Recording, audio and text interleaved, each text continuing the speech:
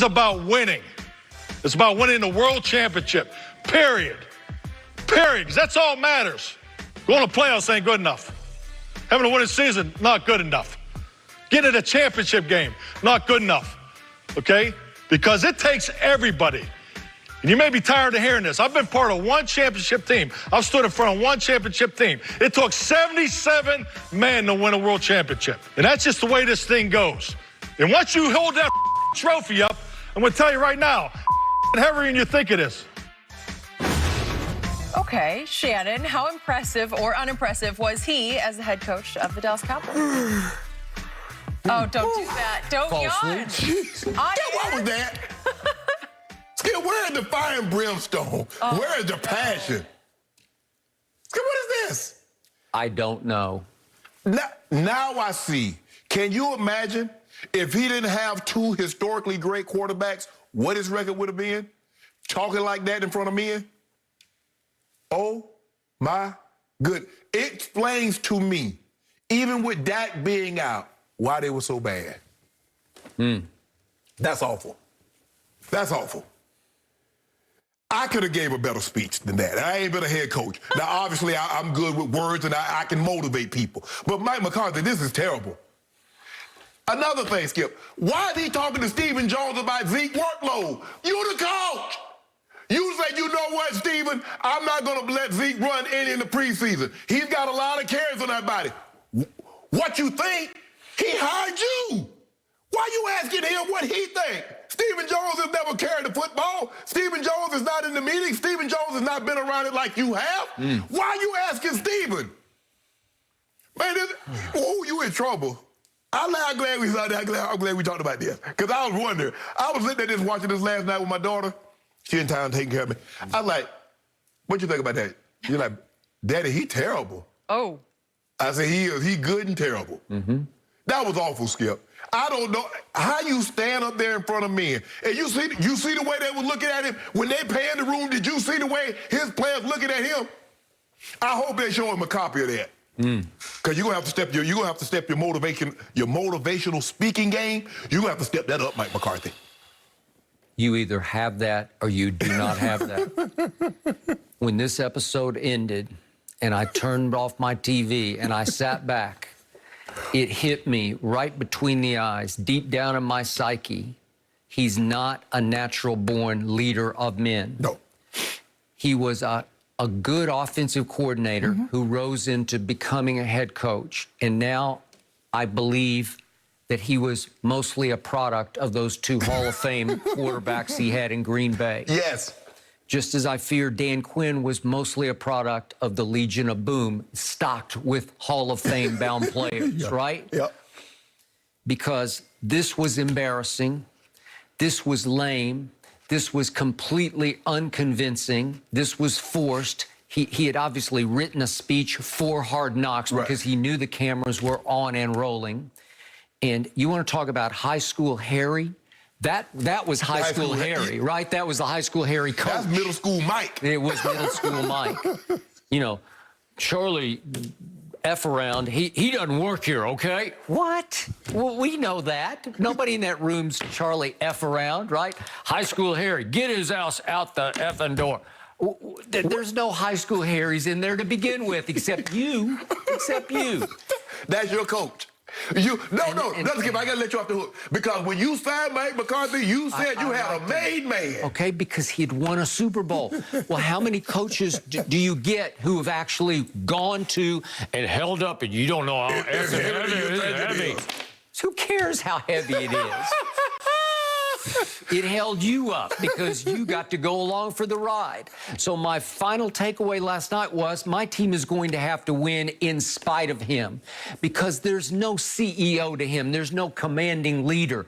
It doesn't come across at practice, and it definitely doesn't come across in the meeting room. He got Jason Garrett looking like Coach Belichick. He does. I would agree with that. So then he resorts to a movie.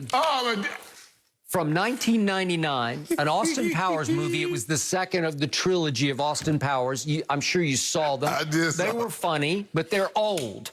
And the second was called The Spy Who Shagged Me. So he's referring to this to players who, let's take Micah Parsons. He was literally 2 weeks old when that movie came out. CeeDee Lamb was 2 months old when that movie came out. Zeke was 4 years old. I'm sorry, 3 years old when that movie came out. And Dak was 5 years old when that movie came out. They don't know Austin Powers, The Spy Who Shagged Me, talking about mojo, my mojo. I've lost my mojo. You said you're trying to get them. Skip. Mojo and momentum are entirely different things. Okay, so here's the definition. Here's Mike McCarthy's definition of mojo moment. When it's time for additional confidence, charisma, and performance, no matter the time, place, or situation, you have to kick in your mojo. What? I don't even know what that means. I don't know.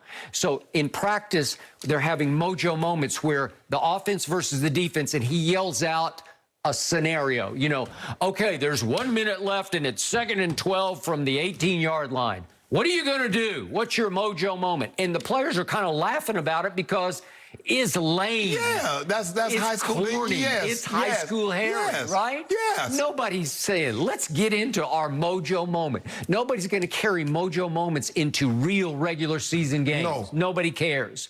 I'm sorry, it's just such a reach and stretch for an NFL coach who does have a Super Bowl ring to reach for mojo moments. I'd have told him, say, no, y'all cut that out. Come on now. Yeah, don't put that on camera. Something you like, hey, I understand, because they do have final say. The Cowboys have final say on what's being put out there. So what the finished product we see, Jerry Jones. Okay, let me take that back. Mike McCarthy doesn't have final say. Jerry and Stephen Jones has final say. Right. But anyway, Skip, I would have put that out there. Hey, I used to hear about Mike McCarthy when he did coach Brett Favre and then coached Aaron Rodgers, that he was one of the best play callers in the business. Yes. And I don't discount that. Right, I believe he might have been. Right. But when you elevate that guy into something called head coach, he's not qualified for it. Just because you can call plays doesn't make you the operator of a football team, the CEO. Skip, it's kind of like, I believe I could call plays for Aaron Rodgers and Brett Favre. And you can when make you that got case. generational talents like that, when you got some of the historically great players. Yeah. I mean, really, what defensive coordinator gonna get credit for Lawrence Taylor? What defensive coordinator gonna get credit for Deion Sanders?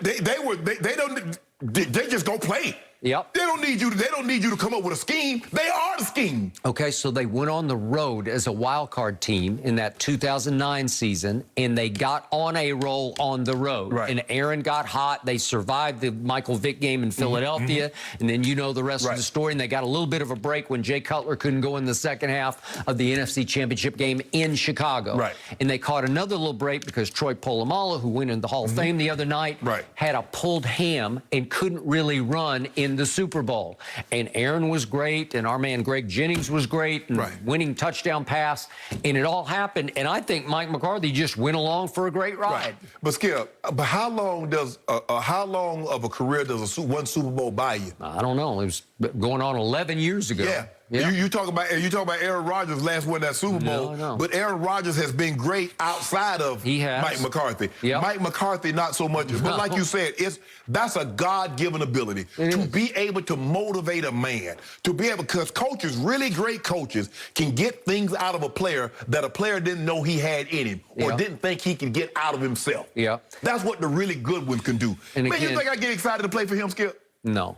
And again, this is just personal preference on my part. I'm not taking a shot at him about this, but he's a little heavy, and I wouldn't want my head coach in the National Football League to not look the part at all, because you got to stay in some semblance of condition to show that you know who you are and what you have some confidence in yourself, right? Man, it's just unimpressive across the board. I'm giving him no check marks, you know, right? No, not for motivation, not getting the team ready to go play. No. I guess that's going to be, one of the players going to have to stand up there and give a fiery speech to get guys ready to play. In practice, I mean, I just want to know who the guy is. I can't wait to see when they show the next episode who's the guy that gets the offense, who's the guy that gets the defense, gets these guys ready to go play. The Lion's got a shot, and that's what he called himself. The Lion stays hungry, and he's the Michael Parsons. Yeah, he was a Nittany Lion at Penn State. Right. He was talking about that during practice they would actually have snacks at Penn State. Right. You ever had snacks during practice? I've never seen snacks. You ain't getting no snacks. Okay. Well, he called himself the Lion, so maybe that'll stick, and maybe he's going to have to become a rookie leader of this football team. We got, you better play well or you're going to have dinner, you have lunch. We went on the losing streak my first year in Denver, and Dan's like, I ain't feeding you, sorry, you know what. On the plane or at lunch? At lunch. Okay, you couldn't even eat lunch? Hell no. He said, why am I going to feed y'all? Y'all keep on losing, because clearly they're not working.